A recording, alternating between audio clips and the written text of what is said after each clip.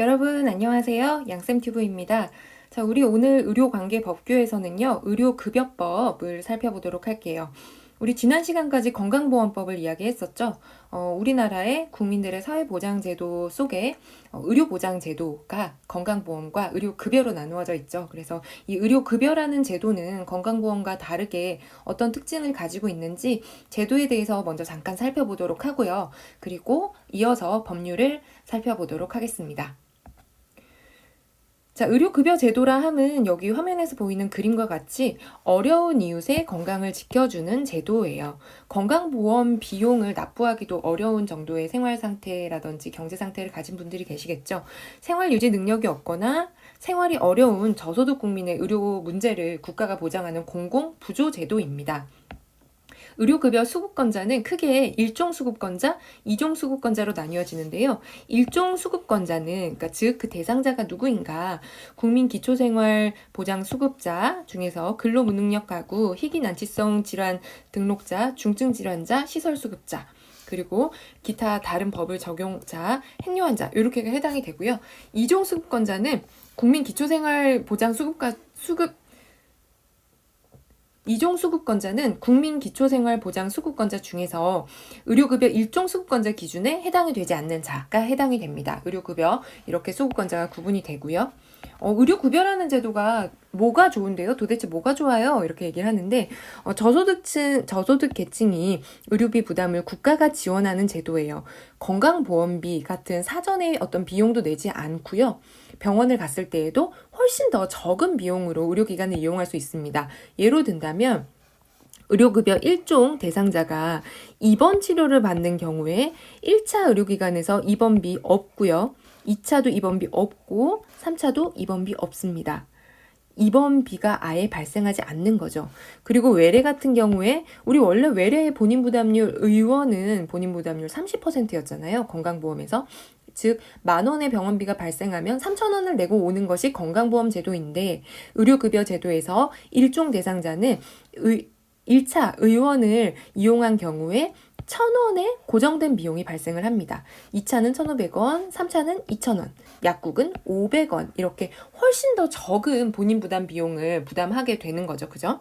그리고 이러한 본인 부담금 액수 자체가 적은 것도 있고요. 또한 이 본인 부담 보상제라는 것들이 있어서 일종 수급권자의 경우 매 30일간 2만 원의 금액을 초과한 경우에 예컨대 이 외래를 갔을 때 의원급에서 한 번 갔을 때 1,000원의 비용이 발생하잖아요. 근데 이분이 한 달 내내 30일 동안 의원을 간 거예요. 그러면 3만 원의 의료 비용이 발생했겠죠. 2만 원을 초과했어요. 그런 경우에 초과 금액의 50%를 보상해주는 이런 본인 부담 보상제 같은 제도도 있습니다. 그리고 본인 부담 상한제라는 것도 있고요. 일종 수급권자가 매 30일간 5만 원을 초과한 경우 초과 금액의 전액을 보상해줍니다. 이 정도라면 거의 본인이 이런 의료비에 대한 부담이 거의 없다고 볼 수 있겠죠. 근데 이 일종 수급권을 받으시는 분들은 사실 뭐 하루에 그런 생활 지급 비용 자체도 굉장히 적기 때문에 이조차도 부담이 될 수 있겠죠. 자, 의료급여라는 제도를 통해서 진료를 받는 절차는요. 이제 우리 건강보험 같은 경우에는 1차, 2차로 나뉘어져 있잖아요. 그래서 1차 의료기관에서 2차 의료기관으로 가려면 그 진료 의뢰서 같은 거를 써서 이제 가야지 건강보험 혜택을 받을 수 있고 그게 없이 무조건 이렇게 상급종합병원으로 갔다. 그러면 상급종합병원을 이용한 비용에 대해서 100% 본인 부담을 하잖아요. 그것처럼 의료급여도 그런 진료 절차를 가지고 있는데 건강보험이 1차와 2차로 진료 절차가 나뉘어져 있다면 의료급여는 1차, 2차, 3차로 나뉘어져 있습니다. 그래서 1차 의료급여 기관은요. 의원, 보건소, 보건지소, 보건진료소, 보건의료원 이런 곳이 되어 있고요.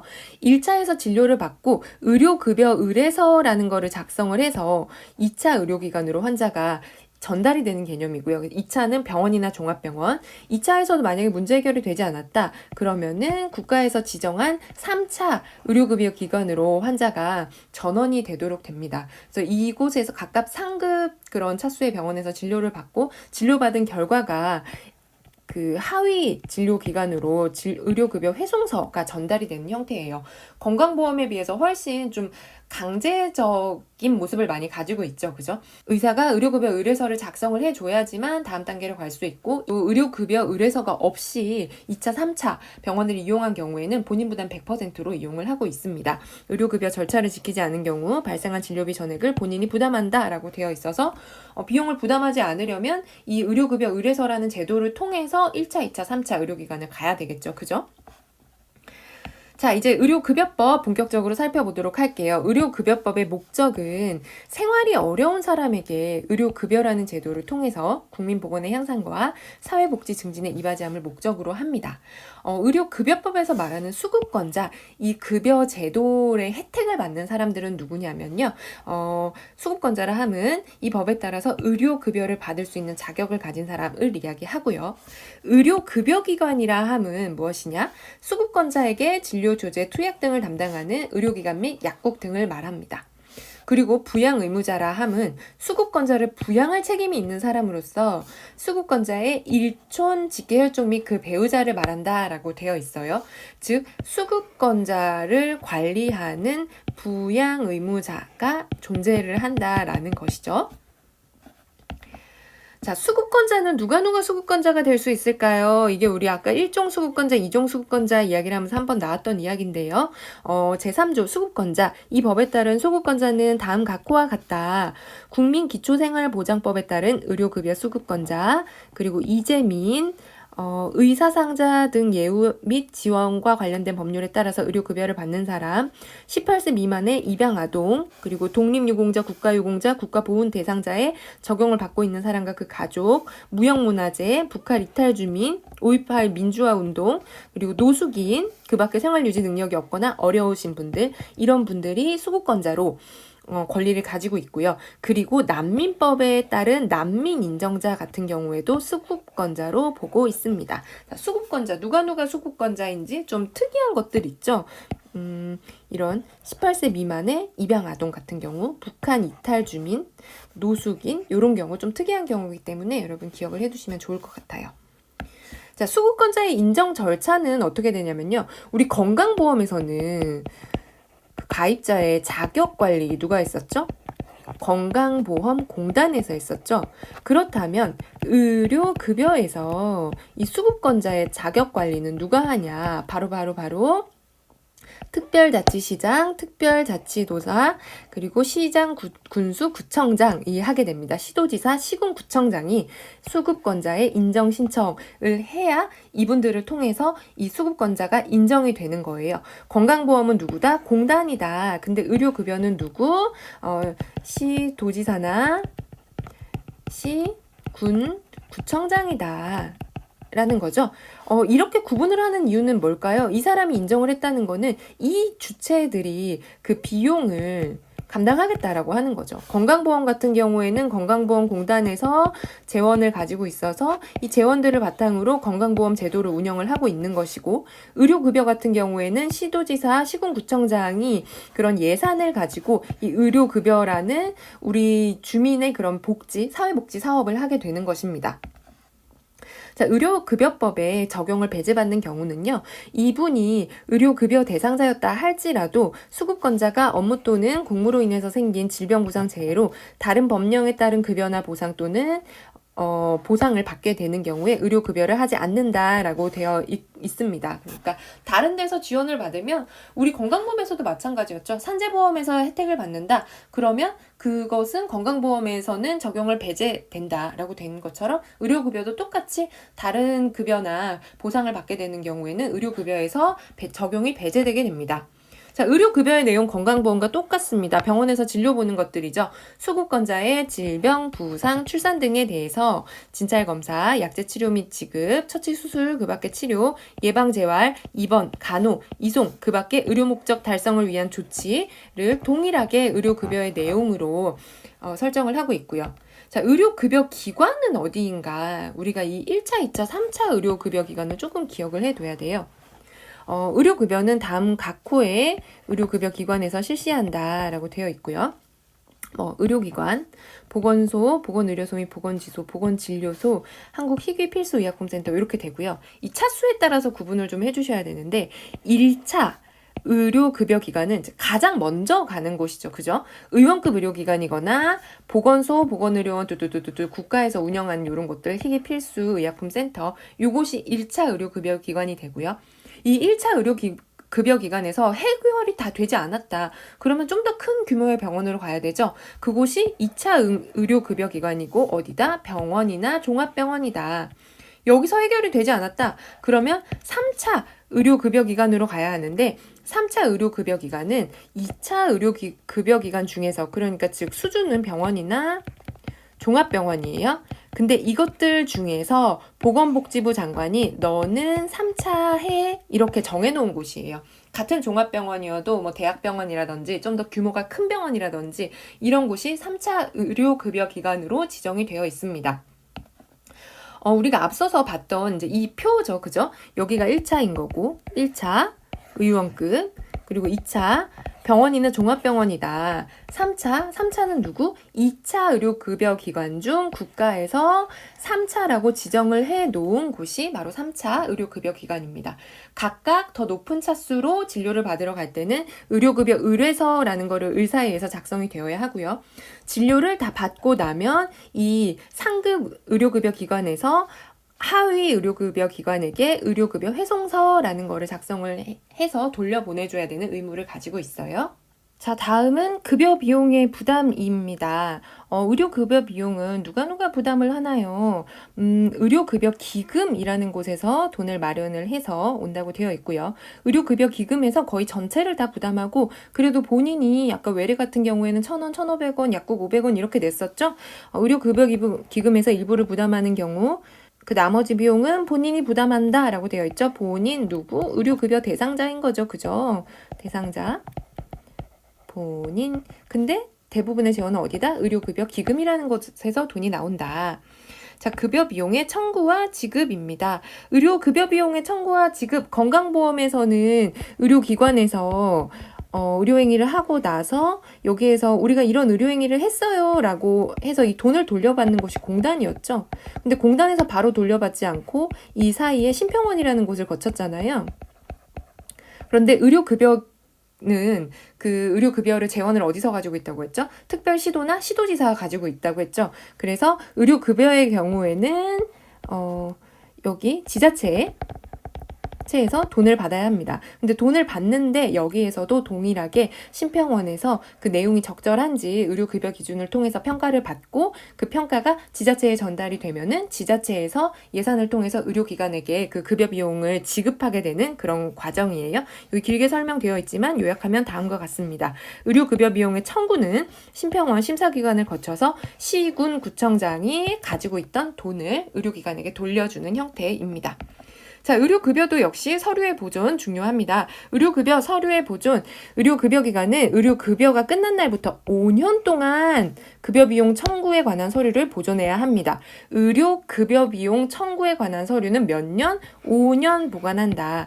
그리고 약국 등에서 발행한 처방전은 몇 년? 3년 보존합니다. 요거 5년은 잘 기억을 해두세요. 의료급여비용의 청구 서류.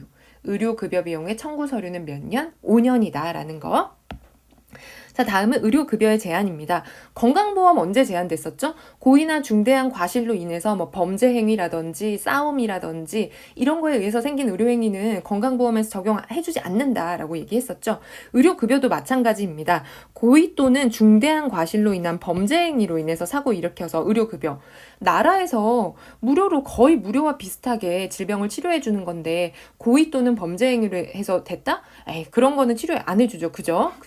그리고 정당한 이유 없이 의료급여기관의 진료에 관한 지시를 따르지 않을 때 진료 거부하거나 이럴 때 뭐 안 하겠다고? 그래 그럼 너 돈으로 받아. 이렇게 되는 거예요.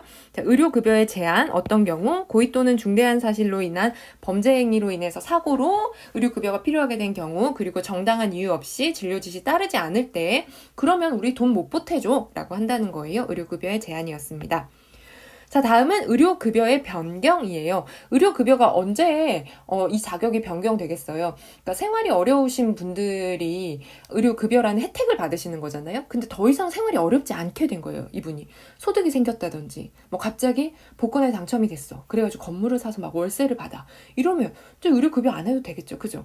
아, 혹은 뭐 갑자기 어디 취업을 잘 하셔가지고 좀 장애가 있고 하셨지만 적당히 월급을 받으면서 일을 하셔. 그래가지고 그분이 직장 가입자가 되셨어. 이러면 더 이상 의료급여 안 해도 되겠죠? 그래서 시군구청장은 수급권자의 소득이나 재산, 근로능력, 하나 소득, 둘 재산, 셋 근로능력 등의 변동이 생겼을 때 의료급여의 내용을 변경할 수 있다라고 되어 있습니다. 그리고 의료급여의 중지는요, 수급권자가 이러저러한 사정으로 의료급여가 더 이상 필요 없게 된 경우, 그리고 수급권자가 나 의료급여 안 받을래요, 이렇게 하는 경우 의료급여를 중지한다라고 되어 있고요. 자, 의료급여 기금의 설치 및 조성이에요. 의료급여라는 이 제도에서 재원이 의료급여 기금을 통해서 나온다고 했잖아요. 그렇다면 이 의료급여 기금은 어디에서 왔는가를 살펴보자고요.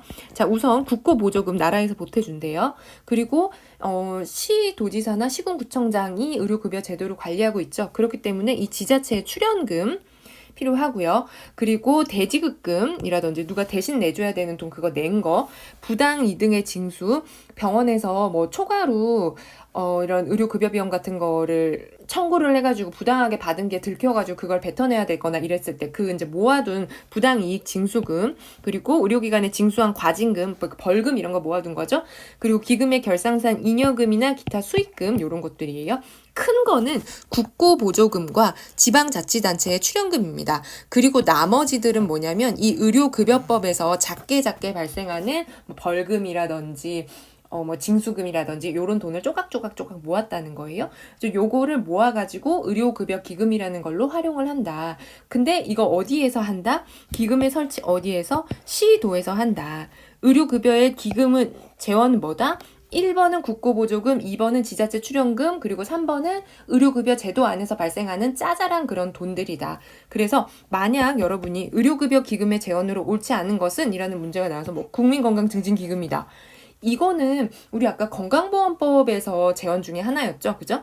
이 의료급여에는 전혀 해당이 되지 않는 내용입니다. 이런 식으로 문제가 나올 수 있고요. 자, 다음은 의료급여기관의 업무 정지입니다.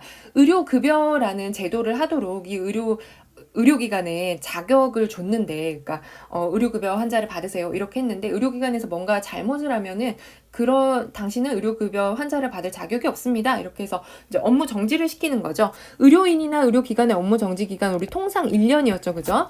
자, 속임수나 그 밖의 부당한 방법으로 수급권자나 부양의무자, 시군구청장에게 급여 비용을 부담하게 한 경우입니다.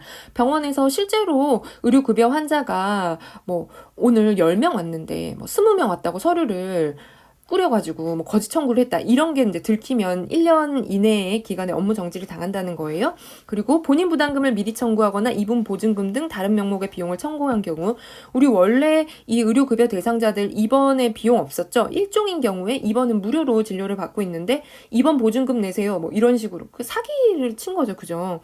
그리고 이 의료급여와 관련돼서 의료기관에서 보고 또는 서류 제출을 하지 않거나 거짓 보고하거나 이렇게 한 경우, 그러니까 뭔가 속임수를 써서 돈을 더 벌려고 했다든지 부당한 이익을 취했다든지 서류 한번 검사하자고 했는데 응하지 않았다든지 이런 경우에는 1년의 기간을 정해서 의료급여기관에 업무 정지를 명할 수 있다라고 되어 있고요. 이런 거에 해당이 되는 경우에는 의료급여기관으로 지정이 취소됩니다. 굉장히 부도덕한 곳이구나. 그러면 우리는 너희가 돈을 벌 수 있는 기회를 뺏어버릴 거야. 이렇게 하는 거죠. 의료급여기관 지정이 취소되면은 그 이후로 1년 이내에는 이런 제3차 의료급여기관으로 지정이 될 수 없다라고 되어 있습니다. 당연히 업무 정지 기간에는 의료급여 활동 할 수 없겠죠. 그죠? 과징금은 무엇이냐면요. 이제 이 의료급여기관이 뭔가 잘못을 해서 업무 정지를 해야 돼요. 근데 이 동네에서 이 의료급여기관이 업무 정지를 해서 환자를 돌보지 않으면 너무 많은 그 의료급여 대상자들이 불편을 겪게 되는 거예요. 그러면 병원에 과징금, 벌금을 냈고 그냥 영업은 정지시키지 않을게 이렇게 하는 거죠. 그죠? 의료급여기관이 업무 정지 처분을 해야 하는 경우인데 그 업무 정지 처분이 수급권자에게 심한 불편을 주거나 그 밖에 특별한 사유가 있다고 인정이 되면은 업무 정지하는 거 대신 너희가 부당으로 취득한 그 급여 비용의 5배 이하의 금액을 벌금으로 내고 대신 영업은 계속해라 이렇게 얘기하는 게 이 과징금이에요. 몇 배 내라고 한다? 5배 내라고 한다. 자, 다음은 벌칙입니다. 벌칙에서는 우리가 요 1년 이하 이 내용만 보도록 할게요. 다음 각 호의 어느 하나에 해당하는 자는 1년 이하의 징역 1천만 원 이하의 벌금을 처한다라고 해서 4개의 법령이 나와 있습니다. 요양기관이 정당한 이유 없이 의료급여 환자를 거부했을 때 벌금에 처하게 된대요. 왜 거부할까요, 환자를?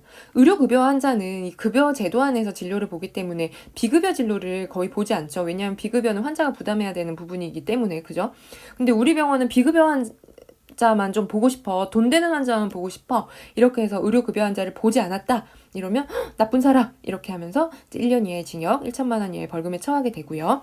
그리고 대행 청구단체가 아닌 자로 하여금 급여 비용의 심사 청구를 대행하게 했을 때 속임수나 부정한 방법으로 의료급여를 받은 자 또는 제3자로 하여금 의료급여를 받게 했을 때 업무정지 기간 중에 의료급여를 실시한 이 급여기관의 개설자 같은 경우에는 1년 이하의 징역이나 1천만 원 이하의 벌금에 처하게 된다라는 내용까지 있었습니다.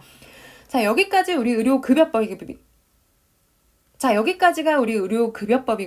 의료급여법은 이게 정의가 어떤 법이지? 그리고 대상자가 누구였지? 이 사람들이 1차, 2차, 3차 의료 급여 기간 단계가 있었지? 뭐 이런 것들이랑 재원은 어떻게 마련하지? 시도 시군구에서 관리를 하는구나. 요 정도 내용들 여러분 기억하시면은 혹여나 문제가 나왔을 때 수월하게 문제풀이 하실 수 있을 거라고 생각합니다. 네, 여기까지 우리 22강이고요. 고생 많으셨고 우리 다음 주에는 암 등록으로 함께 만나도록 할게요. 여러분 안녕.